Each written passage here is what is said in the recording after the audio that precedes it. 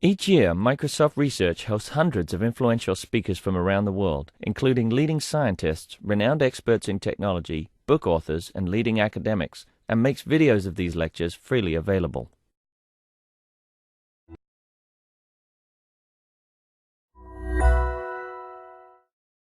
Thank you all for coming. We're delighted today to have Meryl Alper from the University of Southern California. Meryl has done work on a lot of different topics, and hopefully some of you will get the chance to meet with her later and talk about her full range of work.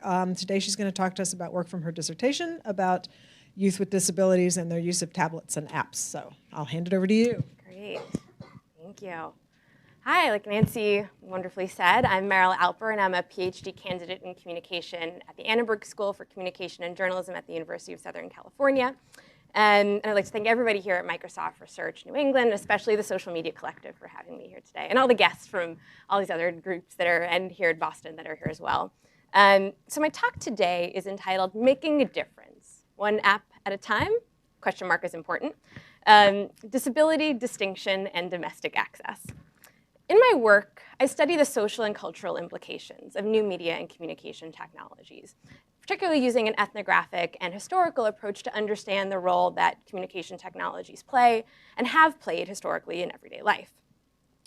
And within this, I focus primarily on three areas in my work.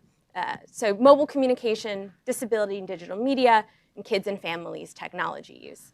And during my time at Annenberg, I've focused on each of these areas individually, but the direction that I see my work going in the future is really at the underexplored, use a little thing here, nexus of all three of these.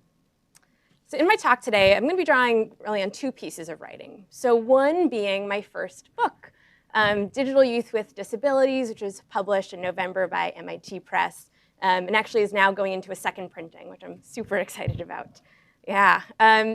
So the impetus behind this book was that researchers over the past decade have been focusing on the digital media and technology use among historically marginalized youth. So researchers like Microsoft's own Mary Gray and Dana Boyd, but youth with disabilities have primarily remained outside of that range of research. But actually, when you think about it, youth with disabilities, they compose 13% of all of US students. So a pretty sizable population that's not only really excluded from this just focus on casual media use, but a lot of other sort of research on media and technology in general. So my talk also is going to, I'm going to cover some of my dissertation here. So entitled Home Screen Home, which is a play on the home screen and home sweet home, sort of a nostalgic notion, thinking about our infrastructures of what constructs our home. And it delves specifically into one group of youth with disabilities, those with significant communication impairments, studying how their parents manage their use of communication technologies at home, and particularly the Apple iPad. So by way of introduction to this population, we're going to pull a little bit from the headlines. I see some nods here. Do people notice, do people come across this article in the New York Times? Cool. So it's from last October, entitled To Surrey with Love, How One Boy with Autism Became BFF with Apple Surrey. So in the article, Judith Newman, who's a parenting blogger for the New York Times, describes how Surrey, the interactive assistant that comes bundled with the Apple iPhone, motivates her autistic son, Gus, to communicate. And Newman writes, she says, Gus speaks as if he has marbles in his mouth. But if he wants to get the right response from Surrey, he must enunciate clearly. So it's motivating. So Surrey and other voice assistants, like Microsoft's Cortana, often form, and I wrote down, must say this, because I don't want it to be like over the top Apple. So as researchers like Tarleton and Kate have talked about, people form intimate relationships with these interactive agents. And for Gus, actually, his bond with Surrey is forged precisely because she reliably and consistently pulls information about his very specific interests. So as you can see here, turtles and airplanes. That's what Gus is really super into. And actually, Newman claims that talking with Surrey is actually improving his communication with her for the better. So Newman isn't alone among parents more generally in suggesting that ordinary interactive media might motivate children with significant difficulty speaking to talk. So for example, when I interviewed Nelson, and it's all going to be pseudonyms for the rest of my talk here.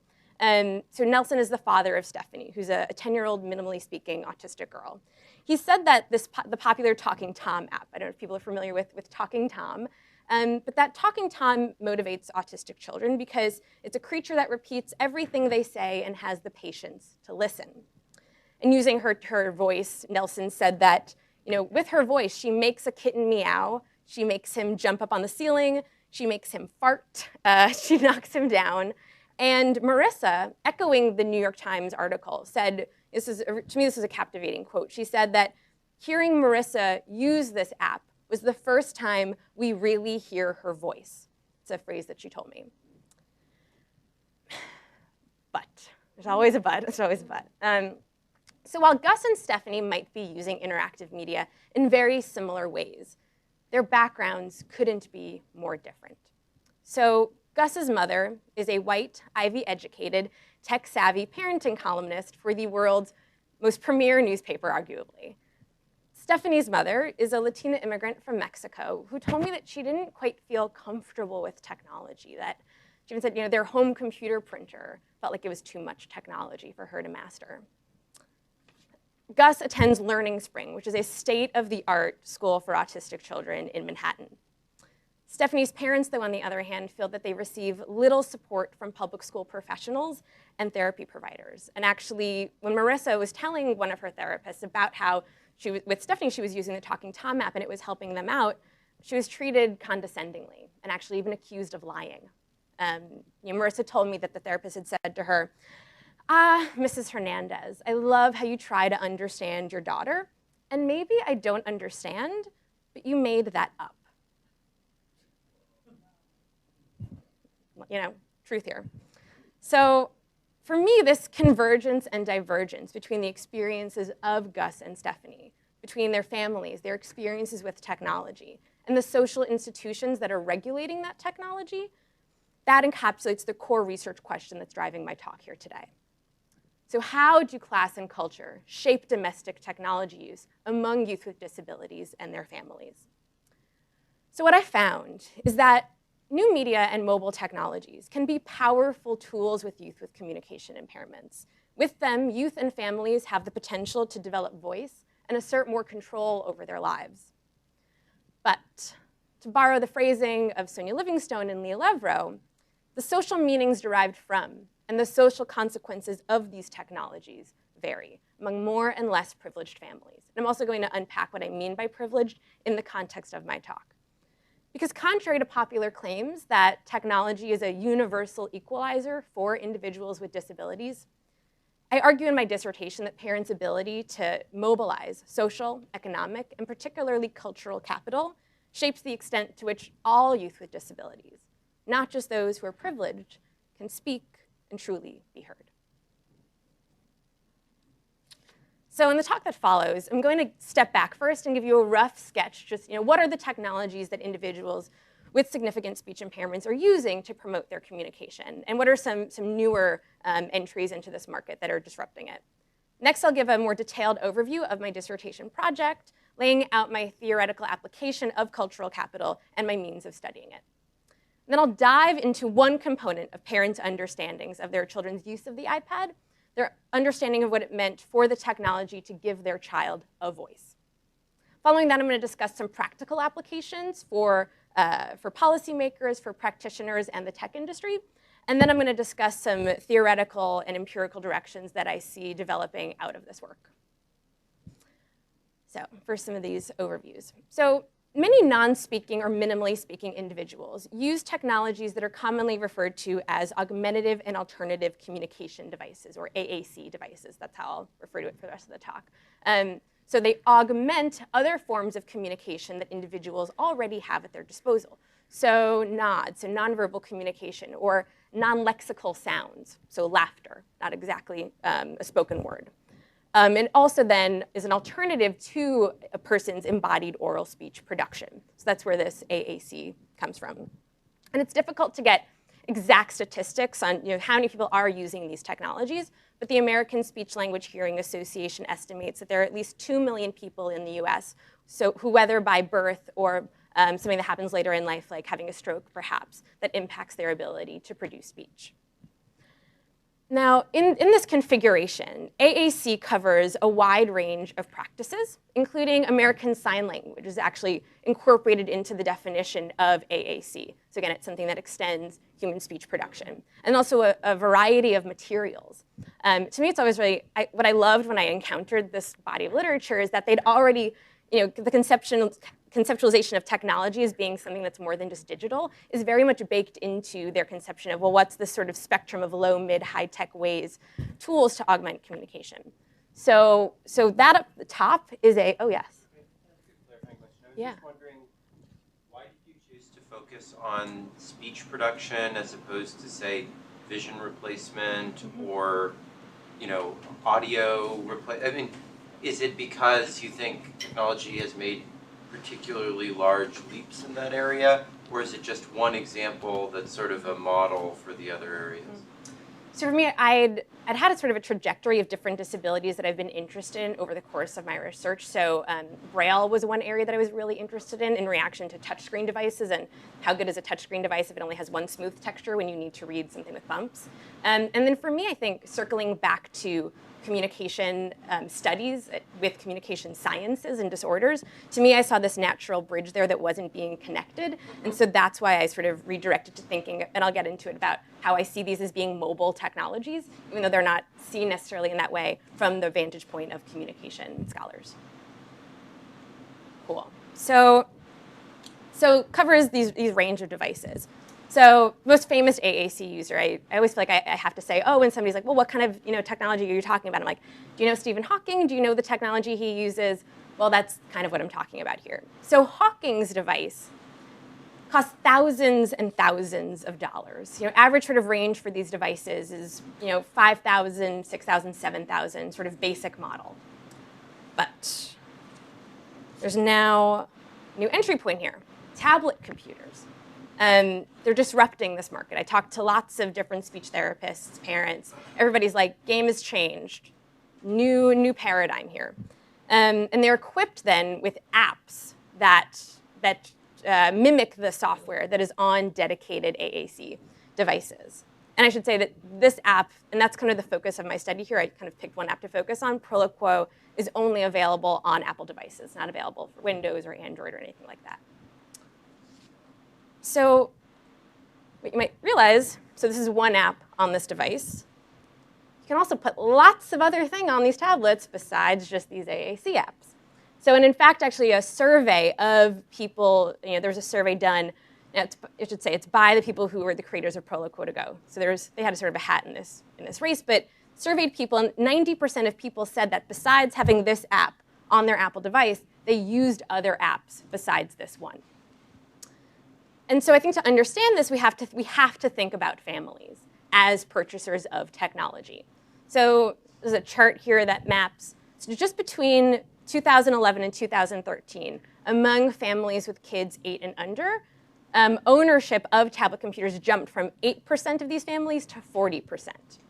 And actually, approximately 70% of people who own these devices to use for AAC, 70% said that it was through a family purchase that they acquired it in the first place. So there's an awareness and among this population to be using this technology.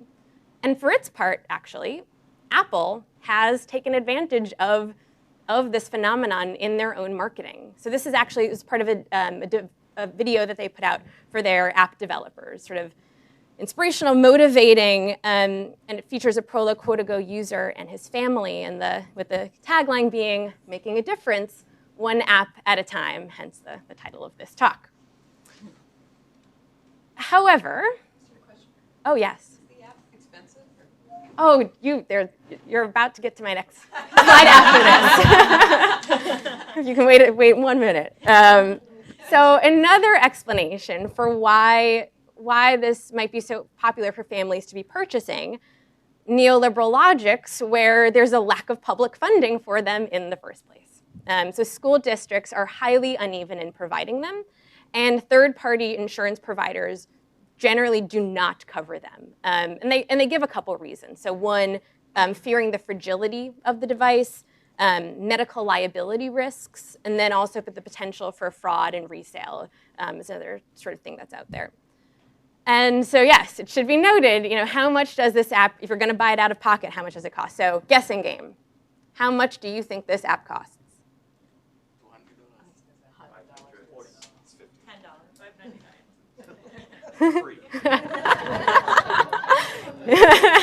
You should be CEO of Microsoft.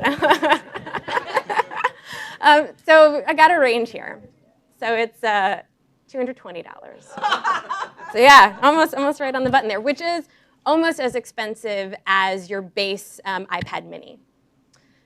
So for me, then considering, So considering these structural limitations, combined with these opportunities in mobile communication, I wanted to study, well then, this difference that these apps are making. What does that look like? And what does that look like across families of different socioeconomic status? Mm-hmm. If you're going to get to it, it's fine. Do you have a comment on why it's that expensive? Is there a reason?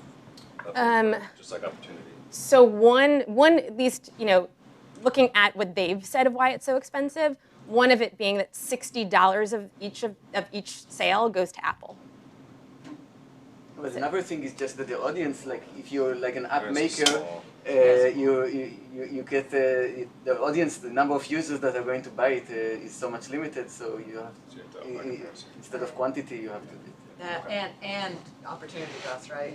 If you're a parent of one of these childs, that's maybe an hour of a speech therapist time, 1 hour, right? Mm-hmm. This thing your kid will play with all the time, and blah, blah, blah, blah. Yeah, I used to communicate. Meryl, you've compared this to kind of the cost of Hawking's device, but do you know what the cost of the comparison is to the cost of like a paper PEX system, picture exchange system, which I think is what it's mimicking? Yeah, so with that, it isn't even an either or. So a lot of families start with PECs and then progress up to this. Right, but do you have an idea of the cost of like a paper PEX kit? I don't have that. I know it's in like the hundreds. And there's always, the thing with that, there's always things that they add on. That's like, oh, if you can buy the thing, and then there's the special folder, and there's the special, and it's all part of this larger ecosystem of the ways that parents, there's a vulnerability for buying things that you think will help, and there's always new things that can potentially help. Yeah. Okay, so for me then, there's also this broader question that I'm asking. So, beyond just this one app, beyond this one piece of software, one piece of hardware, one population, I'm thinking here, more generally, how does this fit into the ways that we think about how contemporary parents are making sense of technological and cultural shifts in family media use overall? So now to get sort of into the meat of the dissertation. So theoretically, the way that I'm organizing the study is through understandings of Pierre Bourdieu's notion of capital. First, mainly focusing on cultural capital, but I'm going to do a little overview here. I know plenty of you are very familiar with this, but everybody else want to do a quick review here. So Bourdieu theorized that capital is something that structures our social world, and that it makes certain opportunities more possible.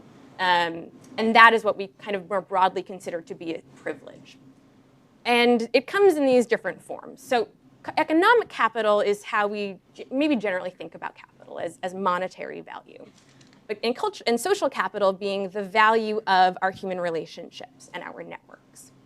Cultural capital is a little more intangible. It's sort of the perks that you get of being the member of a more elite social class that makes one distinct from a member of somebody who might be considered a member of a lower, less elite social class. And there's 3 forms of this as well. So embodied, objectified, and institutionalized cultural capital. So embodied cultural capital is the learned ways of using one's mind and using one's body. So one example being the accent or the dialect that a person speaks with. Objectified cultural capital are the items and goods that sort of denote status. So you might think, oh, the kind of person who always gets the latest iPad, the latest whatever device, and has a lot of them. There's a sense of status that comes along with being somebody who acquires and amasses most contemporary technologies. Institutionalized cultural capital are markers of official recognition. So it might be the degree that one holds, or the terminology that only somebody who has that kind of a degree would hold as well. That is itself a marker of a certain kind of recognition.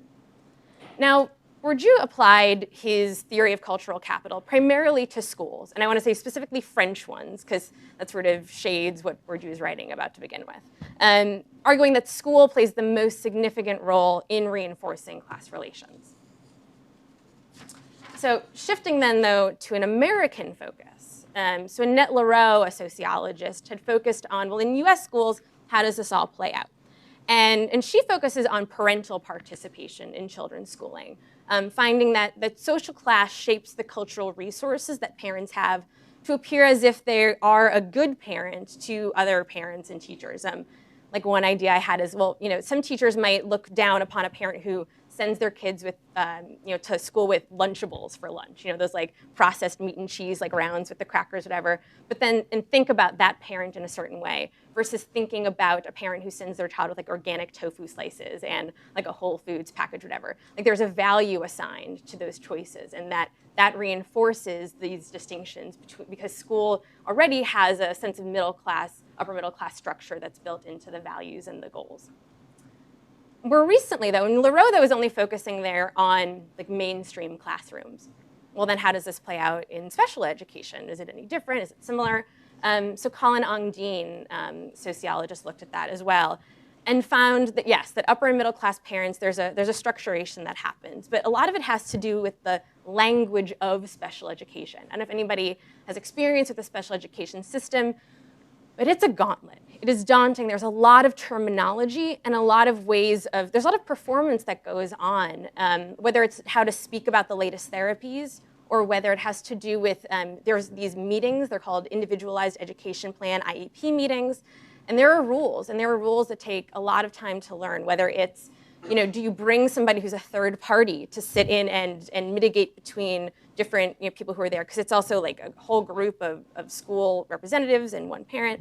A lot of power dynamics that are tricky there. Switching now into thinking about cultural capital and technology. So Jonathan Stern has thought about, how do we think about technology as a strategic research site, as a way to understand society, and as a way to understand how we structure our social practices that kind of create what we think of as technology, how our social actions create this sense of what technology is. And then in a similar vein, Ellen Sider is kind of combining some of Bourdieu and Lareau's work on cultural capital and education in relation to technology. And she's focused on the ways that schools tend to promote then middle and upper middle class kids' use of technologies, the way that the experiences that they already have at home, how school is reinforcing those same uses. And so then when you have kids who do not have the same opportunities to use technology in those ways, then you are reinforcing structural inequality. And she calls that the home technology divide. So with my dissertation then, I'm really trying to link these areas together to be able to understand, well, what is the role then of cultural capital in shaping home media use among students with disabilities and its potential way of reinforcing social inequality? Mm-hmm. So I imagine that even, say, 10 years ago, irrespective of technology, there is a huge gap between parents with more resources with children with disabilities because they know how to navigate bureaucracy better, they have more resources, and obviously there are great needs. So do you have a sense if... So the baseline is a huge gap between kids with disabilities from parents with a higher socioeconomic status, and so do you have a sense whether technology has narrowed or widened this gap? So I'm going to argue that it's widened. I'm going to argue that there's more to know and less resources to be considered somebody who knows a lot about it. That there are certain parents here who those distinctions become clear. Technology doesn't, or technology, it depends on how we're defining technology. If we're defining it as books, if we're defining it as the internet, if we're defining it as social, people as technology, groups as technology. So I guess it depends in that respect, but there's a significant distinction that at least through these technologies that is happening. Mm-hmm. Feel free to address this later, but so in my research on financial literacy, there are findings that sort of poor people learn the financial literacies associated with being poor, so how to navigate the welfare system, how to navigate check cashing places, and really how to make do in a variety of different ways. I don't have an empirical background for this other than my own experience as a high school teacher, but at the time it was accepted knowledge to me that low income and non-white students were disproportionately identified as having special needs. Totally. And so I'm curious about how in your work the ability to navigate the IEP process and special education system is a cultural capital associated, a form of cultural capital associated with lack of privilege. So that's what Colin Ong Dean is really getting at right there. Wonderful book, Distinguishing Disabilities. It's University of Chicago Press that's out there. But what's interesting actually is it depends on the disability in terms of those, so emotional disturbance and learning disabilities, yes, there's a far greater percentage of youth of color, males of color, particularly Hispanic, Latino, and Black males that are disproportionate. Which is also related to the disproportionate rates of youth with disabilities who are then incarcerated or that are sent to, juvenile delinquent, as for like one violation versus like other students. So there's these different relationships, but for example, like autism, there's a major underdiagnosis among youth of color. So it also very much depends on the specific disability. Thank you. Cool. Did you have something to add? No? Okay. So for my dissertation, how did I go about finding this out? So I employed two different qualitative methods. So participant observation and semi-structured depth interviews. So my primary site of participant observation were families' homes. And so to do this, I accompanied two different speech pathologists who in the Los Angeles area, and again, pseudonyms Rachel and Karen, and they were training parents at home on how to use Proloquo to Go and the iPad with their child. And it was through a center called the Rossmore Center, which is a nonprofit that operates under contract with the California Department of Developmental Services. These are public services that families are getting.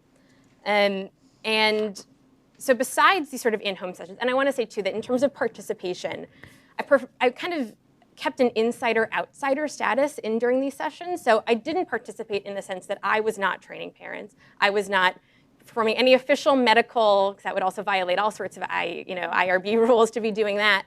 But I did, like whenever we would have a session, I would meet Rachel or Karen outside of the home. I would enter with them, I would leave with them, I would take notes throughout. When Rachel took notes, I would also take notes as well. I tried to sort of there's a reason that I was there, but there was also a sense that I identified as being with USC. I didn't identify as being with Rossmore. I wanted to show them I was engaged, but also a sense that I was not biased, or that I wasn't working exactly with Rachel, that I was a separate entity from her, because I was also going to come back and do interviews, and I didn't want them to feel as if I was officially an extension of the Rossmore Center. Because again, major, huge IRB violations of all sorts of medical conflict.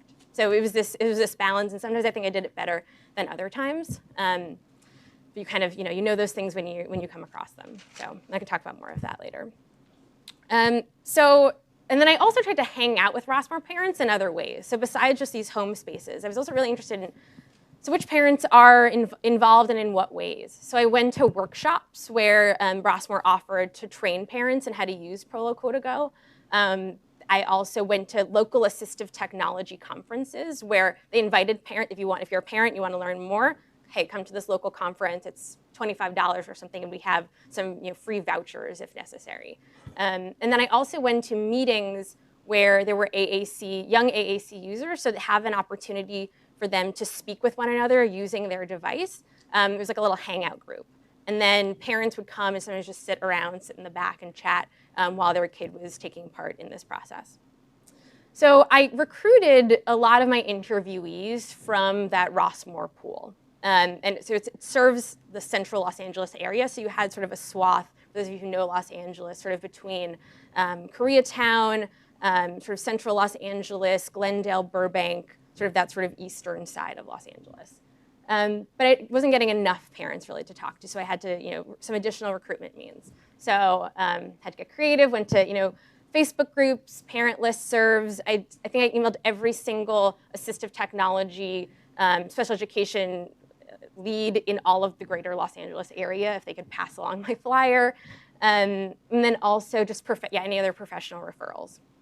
And for parents to qualify for the study, so their child needed to use Proloquo, have a developmental disability, but the kid needed to be between the ages of 3 and 13. And I wanted to make this sort of explicit because as somebody who does work on kids and media and technology, that can seem like a pretty massive age range. We're covering kids who are in elementary school, kids who are nearing the middle school years, but I have some explanations for why. So one is that we need to think about, and this is sort of a larger shift, but thinking about the ways uncoupling biological age and developmental age.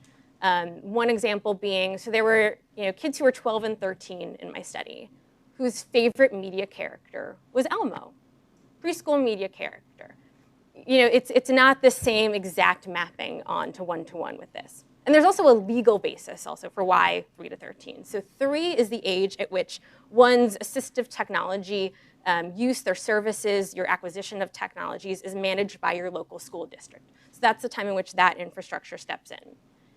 14, so I stopped at 13 then. 14 is the age at which if it's federally mandated by the individuals, get the acronym right, the Individuals with Disabilities Education Act, the IDEA, mandates that you start planning for your child's transition to adulthood. So there's a boundary there between what is the sense of childhood that is federally bounded at least. So I chose 3 to 13 to do that with. Take a little sip of water here. So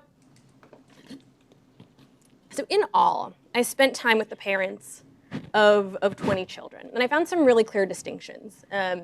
What I'll refer to throughout the talk as more and less privileged families. I'm gonna fast forward through some of these because we're kind of running a little tight here, but mothers who are college educated versus mothers who had some or less college, parents who are both fluent in English, sometimes just one parent who is fluent in English, and that acquisition of English was a second language, household income, 100K or more, at least in the Los Angeles area. So this is combined household income, I want to say. So 50K or less, and that also ranged down to 0 with families who were, everybody was not employed or were refugees fleeing different unstable areas in the world where they were not making any income yet. More privileged families own the iPad. Less privileged families, the school tended to own it. Again, price point here. That also related to families who saw this iPad as being something that's easily replaced. Oh, you buy one, you can buy another if the kid chucks it across the room, which sometimes happened. But then families there was the school-owned iPad. There was this fear of, oh, well, I signed my name on a piece of paper that says I am now responsible for this. If I take it outside of just the school, just the school bus, just my home, there's all these other variables that I can't control that if something happens to it, I have to pay for it. So there was not this thought of easily replaceable at all. In fact, what is the cost of replacement? Very much on people's minds. A lot of hand-me-down technology, a lot of cascading. Oh, we got the new iPad, here's the old one. And then just a lot of trade-offs, whether it was what financial sacrifices did people make, and then also a lot of people who got some of this stuff through grants. So in each of my dissertation chapters, I identify one set of meanings that parents were, how they conceptualized the iPad. And voice was this really, really present theme that came out. And I want to just point out here that Microsoft has had some interest in these voice-giving technologies, as it's been phrased. This is a screenshot from the Super Bowl commercial from last year. Super Bowl user Steve Gleason, former NFL player who has ALS. And to me, there's a sense that this obscures a lot of stuff. And one thing it obscures is the ways that privilege is built into these systems. So both in the sense, when I say built, that it's programmed into the very software, and it's embedded into the socio-technical practices as well. And there were two key distinctions in the ways that class and culture played out in these conceptions of voice. So the preferences that people had for the voices that came out of it, and then the name that people used to call this thing that gives voice. This next part is kind of the fun part. So there's already fun, but so these are the 21. For me, this is like one of the most fun parts. So these are all the 21 voice options that you get. That can, if you want to speak using this app, here are your choices. 21 of them. Okay, so of these, 14 are marked in some manner as being male. The little creature, male specialty adult, that's Yoda. Will gets to have a lot of feelings. Will gets to feel sad, happy, gets to be up close, he gets to be afar, he gets to be regular Will. Yeah. 7 that are marked in some manner as female. So 2-to-1 ratio. In autistic children, the ratio is even higher, right?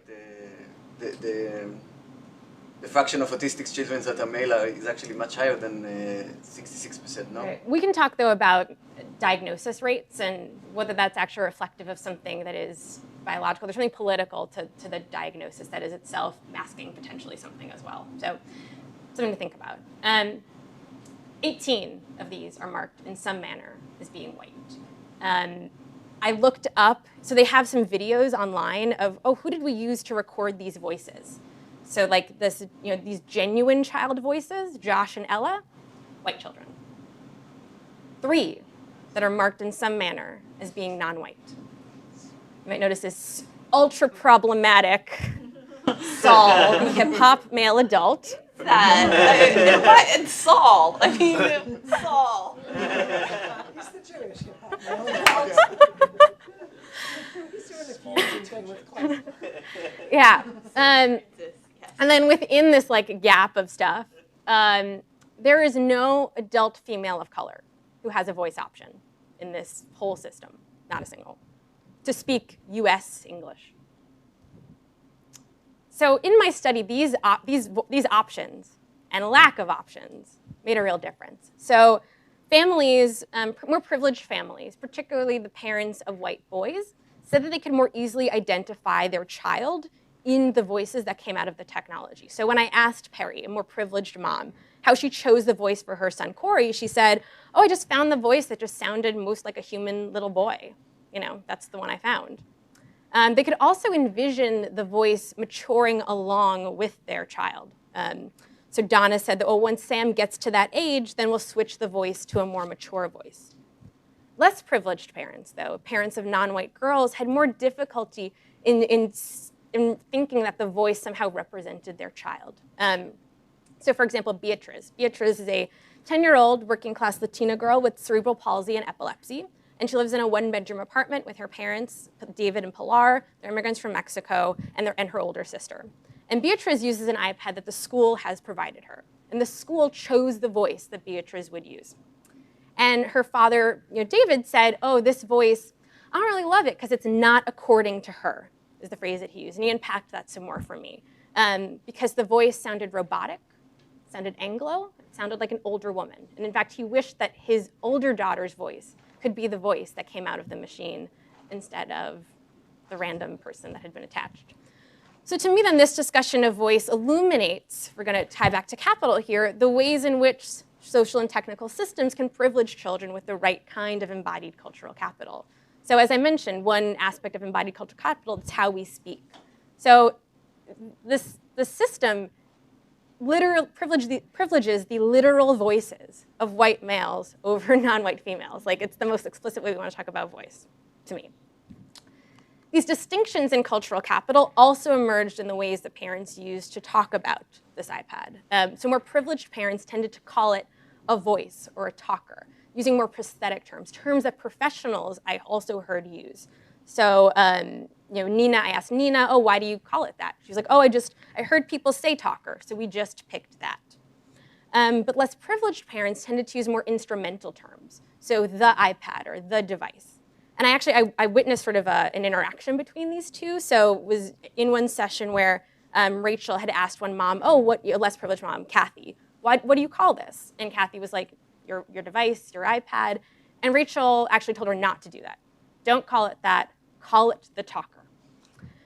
So to me then, this is an example here of institutionalized cultural, hand raised? Yeah, Yes. When you say that there was a tendency Mm-hmm. for those in the less privileged side to talk about it with more, distanced, machine-like quality, Yeah. out of those 20 Mm-hmm. parents, Yeah.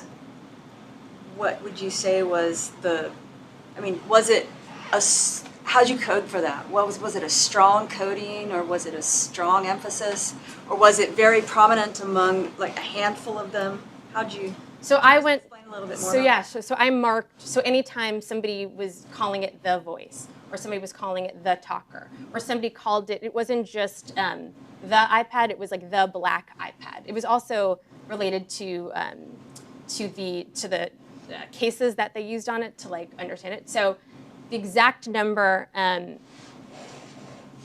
would say there's at least 8 that were calling it the voice and the talker, and at least of those 5 or 6 that were calling it the iPad and the device. And then you have these sort of in the middle. So I'm talking about more and less privileged here. There's always some space in the middle where one's resources potentially depended on if they'd been exposed to somebody who had like mentored them through some of this process, where they were exposed to more clinical terms or more, a packet of information, had spent more time, so that created that sort of messy space. So Nina and Donna and Perry and those people over there, and so Beatrice's parents, Camila, who I'm going to talk about here, a bunch of those parents that were kind of on that side over there. Mm-hmm. Do you think that interaction you described where Rachel said, don't call it the iPad, call it did you see them playing more of a role of like enforcers of capital, or they were kind of like, if you say it this way, like guiding them into institutionalized capital, like when you show up at the appointment, they're going to get that? Are they handing the people capital, or are they kind of saying like, no, that's not how we call it that? It was opportunities that arose that, because they have to maintain they're there to do a job. They only have so much time to do it.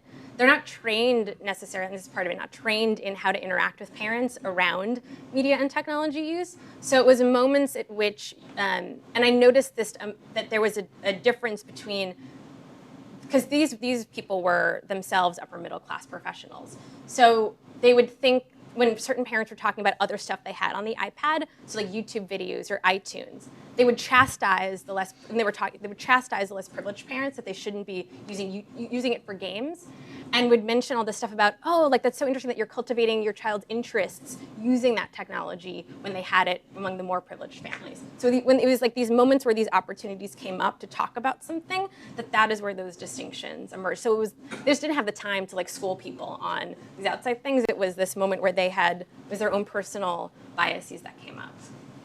So is the reason the professionals like these terms like the voice or the talker is that they want to get the kids to use these names to somehow bond with the device? Yeah, you've hit kind of right on. I mean, that's, their main purpose is a clinical purpose. So their job, they're not paid so much money to do a lot of other things. They're there to make sure that the child's communication improves. So there's a focus there on, it's their professional identity is tied to the use of it as something that is a voice or a talker, and using it as a medical device. And I'll get to, actually in the next, if I can go on to the next thing, why also part of that came through is that, so you have parents who have lots of different iPads, and so they can refer to, or professionals who are used to having lots of other kinds of devices to use. So you can be like, this one is the talker, this one is the voice. Versus other parents who needed these technologies to do double duty. There was no, my one thing for this, my one thing for that. One mom I talked to, so Sarah, another one of these privileged parents, had said, we have like 11 iPads at home. So he has this talker for school, he has this talker for home. I should say that Sarah she said something like, it's sick, it's a lot of money in Apple devices. So she did have like a reflection over her like majorly conspicuous consumption of Apple devices. But so less privileged parents though, so like Camila that I had mentioned, she didn't have the luxury of creating this binary. And she said that she even encountered a speech therapist, so other speech therapists. So she'd said, this other random speech therapist, she would call it for her clients, where's your voice? Don't forget your voice, bring your voice. And Camila was like, I don't know how I feel about it. And she explained some of this ambivalence was because, so her her and her husband rarely had an opportunity to spend much time alone together outside of their house. And any alone time was when the kids were asleep. And even then, kids have erratic sleep schedules, potentially, not a lot of alone time. And Camila was saying that, well, if we have Netflix on Talon's iPad, then if we go out, then the kids can be occupied by watching Netflix besides just using it for this.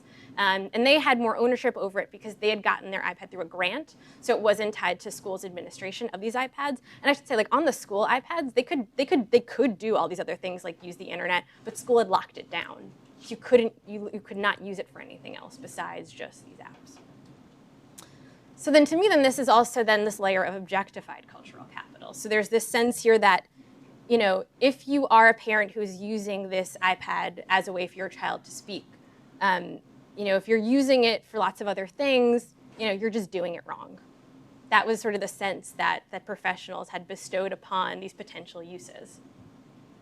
So then, to summarize sort of my dissertation overall here, and to move into where I see this all going, so the cultural meanings that parents associated with the iPad and Proloquo Go, for example, what it meant to give their child a voice, differed across class, with additional considerations here for culture and gender and ethnicity.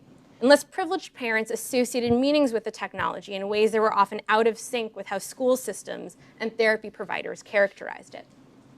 And all of the parents, I would say too, all of the parents that I spoke with, regardless of their circumstances, wanted the best for their child. Everybody had those same intentions.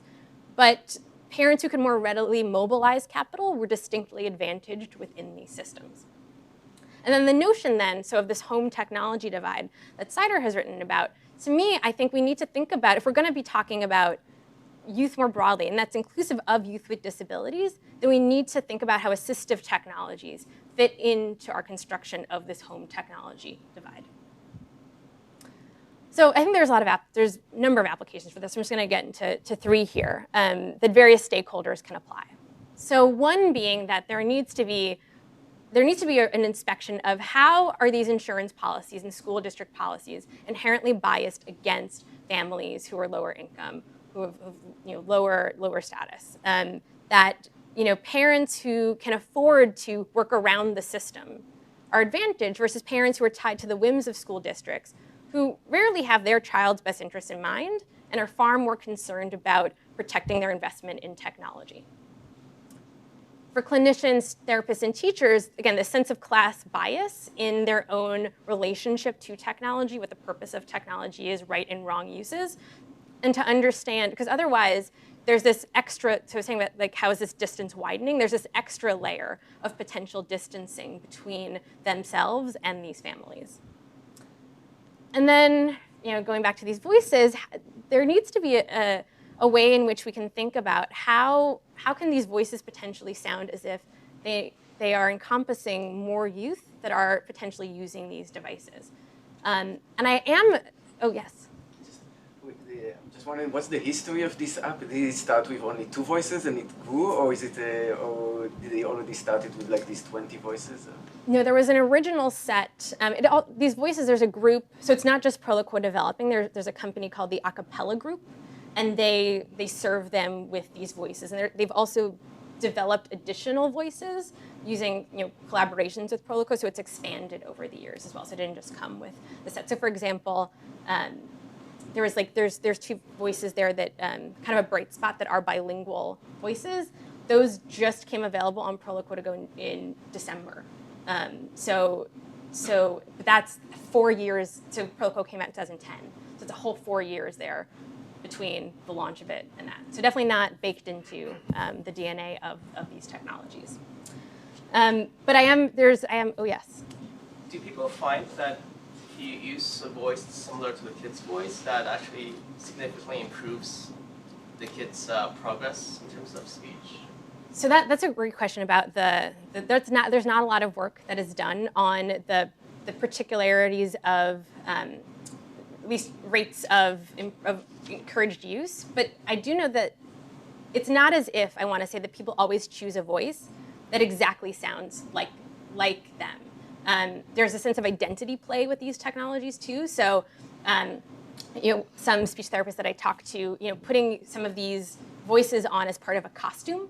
So somebody had dressed up like a monster or whatever, and there's like a bad guy voice. So you can like use the bad guy voice for that purpose. So there's an interchange there. And then also, even just one parent I talked to there was a voice that they and their child had picked purely because of the name of the voice.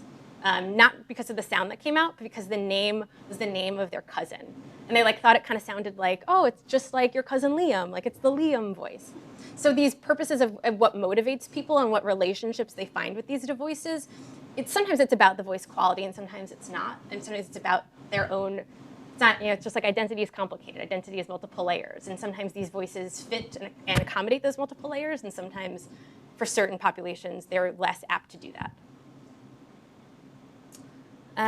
So one like bright spot in with all of this research is I know there's some research that's going on down the street at Northeastern, actually, in their communication sciences department on crowdsourcing. So making these voices more diverse by taking a sample of people who are like, here, I'm donating my voice so that you can use them in combination with other voices to make more diverse voices. The problem with that, though, is that it takes a lot of time investment, and you have to have, like, I think it's an Apple device or something to be able to use the app to submit your voice. So there's like a give and take there on like how well equipped it is necessarily. But I think crowdsourcing voices is a potential for instead of all the engineering work that goes into it. So in my ongoing and future work then, there was one event that happened that I couldn't shake. It was sort of this knot I couldn't untie, that is spurring, I think, the next stage of my work. So I had been conducting a follow-up interview with Beatrice's family, and her father, David, showed me something. He said, she never had a password on that iPad. They put it there yesterday and today again, so I cannot see. And so the iPad had come home from school, suddenly passcode protected. And they hadn't notified the family, and they hadn't shared the code with them either. And Beatrice had sort of taken the iPad and, pressed some buttons a couple times. Kids get curious with it. Locked. This screen came up. iPad is disabled. Try again it said 60 minutes at first, and that's me awkwardly hovering over it, taking a photo at 54 minutes in. Sad thing also is that even when I left the interview, the countdown was still happening. And so my initial reaction to this was outrage. I was like, you have to, go to the school, you have to they have to fix this, whatever. And I realized that was reflective of my own class privilege in this whole process. It was this one moment to me where I had to really, that was really my breaking point into how is class really established in this. Because David explained to me that, he said, I'm always afraid that if we go against the school district, they may take measures against Beatrice, like disliking her. There was a risk to challenging something like this. So I was struck then by how the iPad, yes, was disabled in this situation, but how the district had disabled Beatrice in her use of the technology at the same time. So Beatrice was also free to transport the mobile device back and forth between home and school, and yet Beatrice's communicative agency was immobilized as soon as she entered her own home. So for now, I did a lot of reading on mobile technology, on different sorts of levels of inequality, and I needed to find a term for it, and this is the term that I've come up with: networked immobility. So this fluid relationship between mobility and immobility, and a simultaneity of the same sort of act immobilizing as well. And so I see it, yes, as this way to understand this simultaneous action. And the way that I see it, it reconfigures some of our existing focuses on the social and cultural aspects of mobility and immobility in media and communication studies, in mobility studies, and in critical disability studies as well, drawing on all three of those different areas. Expanding so much mobile communication research is about phones. And that is no longer amenable to the state of mobile communication and mobile technologies. iPads, Internet of Things, wearables. To me, I'm thinking of it in terms of more than just the phone in my conception of networked immobility. I'm also thinking of it as more than just spatial mobility. So a lot of times there's a focus on, we're talking about networked, even just networked mobility. People are thinking about geographics and thinking about geographic landscape and spatial. But I'm thinking here too, and this is influenced here by the work of Kara Wallace here, and thinking about mobility as economic mobility, as social mobility, and then also for me, also bodily mobility as well as a factor in this. And then also considering, users who might, with disabilities who might have different relationships to mobile technologies that they are outside necessarily what we think of as like normative practices. So for example, using one to speak, to have a conversation with somebody face to face, but you are using the technology to have a face-to-face, voice-to-voice communication act. So then in the coming years then, my guiding research question is two-part here. So what does networked immobility mean for different populations? And how do individuals understand and articulate their networked immobility? And for me, the focus here is on individuals with disabilities, youth with disabilities as well. So I have a number of projects at various stages that I'd love to talk to people about. I know we're running out of time, so I'm just going to breeze through infrastructural issues, interviewing some people from a very large school district in Los Angeles, and I won't say which one, about some issues that they're facing. The prehistory, so this is a really cool part. So you might think, oh, mobile devices, AAC devices, now they are converging. No.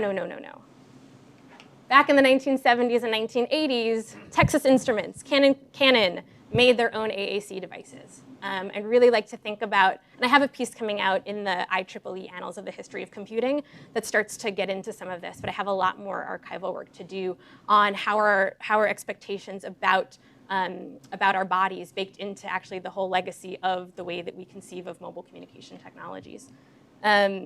Back up to a little bit. So how are all these other apps used besides Proloquo to Go? How are non-speaking individuals using Facebook, using other social networking sites as ways to communicate?